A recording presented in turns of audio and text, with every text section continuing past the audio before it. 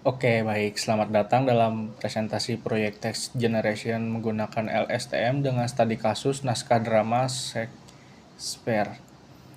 Oke, pada langkah awal di sini saya melakukan instalasi library yang diperlukan, mulai dari TensorFlow untuk model deep learning, hingga library pendukung seperti TextStat untuk analisis teks.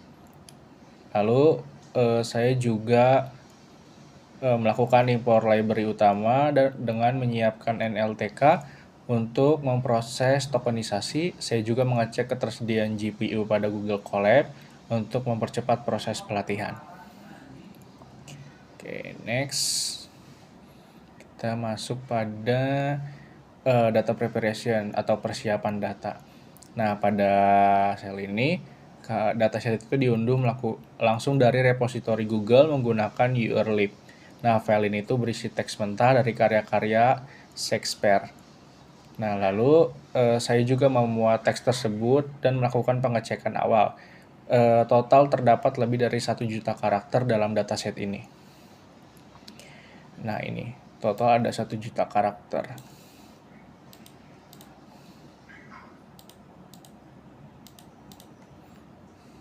Selanjutnya saya juga menghitung statistik dataset untuk melihat jumlah baris, kata, dan karakter unik untuk memahami seberapa kompleks data yang dipakai. Nah, ini saya melihat dari sini, saya membuat sebuah dataset statistik sederhana untuk jadi informasi awal untuk kita lanjut ke tahap selanjutnya. Oke, lalu saya juga memvisualisasikan 20 karakter paling umum serta distribusi panjang paling guna untuk memastikan data memiliki pola yang sangat konsisten. Oke, kita lanjut pada text processing ya.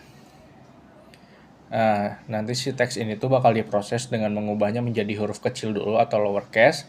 Nah, agar si model tuh tidak menganggap huruf besar dan kecil itu sebagai karakter yang berbeda. Oke. Lalu di sini saya akan membuat sebuah pemetaan karakter ke angka menggunakan chart2idx dan sebaliknya karena model saraf hanya dapat memproses input numerik.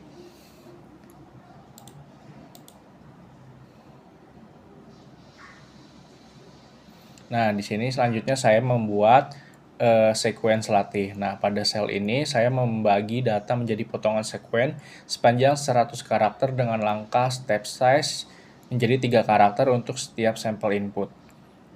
Oke. Lalu saya melakukan vektorisasi dilakukan dengan mengubah sequence menjadi format one-shot encoding atau boolean agar siap dimasukkan ke dalam model LSTM. Setelah itu dataset kemudian dibagi menjadi 80% untuk data latih dan 20% untuk validasi guna mengukur performa model pada data baru.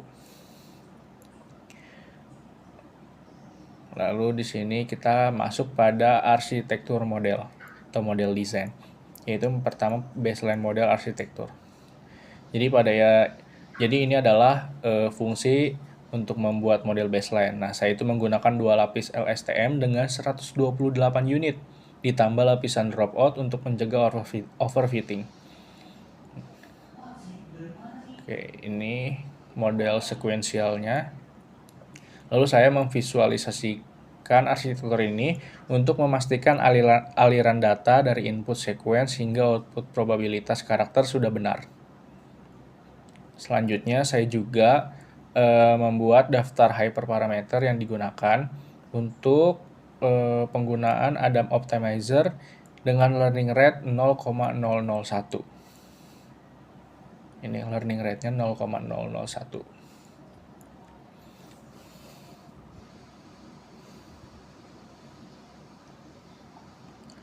Oke, kita masuk pada training model. Saya menyiapkan callback seperti early, stopping, dan require role play atau untuk menghentikan latihan jika model tidak berkembang. Lalu proses training akan dijalankan selama 30 epoch. Ini 30 epoch, model akan belajar memprediksi karakter berikutnya berdasarkan 100 karakter sebelumnya. Dan grafik riwayat pelatihan ini. Nah, ini grafik riwayat pelatihannya itu menunjukkan penurunan loss dan peningkatan akurasi baik pada data training maupun validasi.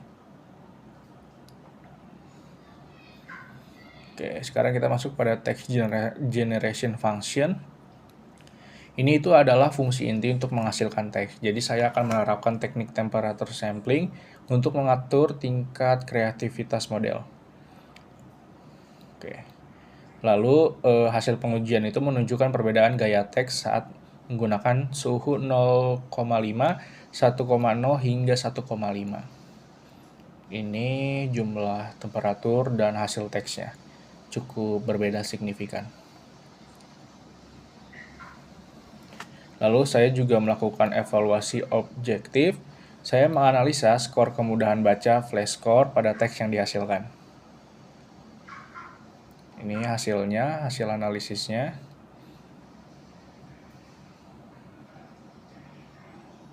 Lalu saya juga menghitung type token ratio untuk mengukur seberapa beragam kosakata yang mampu dihasilkan oleh model.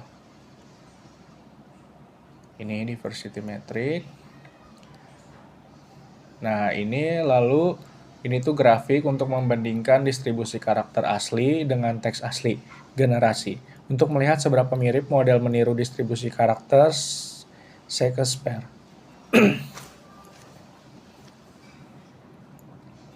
Sekarang kita akan coba masuk pada eksperimen, yaitu eksperimen yang pertama, different layer configuration.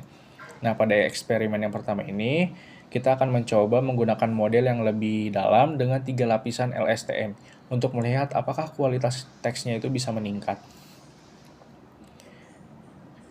Oke, eksperimen ini hasilnya ternyata cukup sangat signifikan meningkat ya pada eksperimen yang pertama. Lalu pada eksperimen yang kedua, ini bentuk latihan epochnya sebanyak 20 epoch. Lalu itu ada eksperimen kedua, kita akan mencoba menurunkan learning rate-nya menjadi 0,0005 untuk stabilitas pelatihan yang lebih baik. Ini lalu hasil eksperimennya. Cukup signifikan juga model sequential yang keduanya. Nah, lalu ini epochnya sama, kita 20 epoch. Lalu terakhir ini saya akan coba membandingkan hasil semua model dalam satu tabel final yang menentukan model mana sih yang paling optimal. Nah, ini bentuk grafiknya. Nah, ini bentuk tabel final comparison.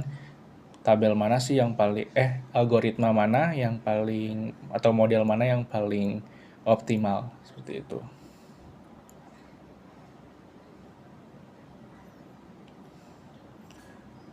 Ini hasilnya. Lalu ini save final reportnya.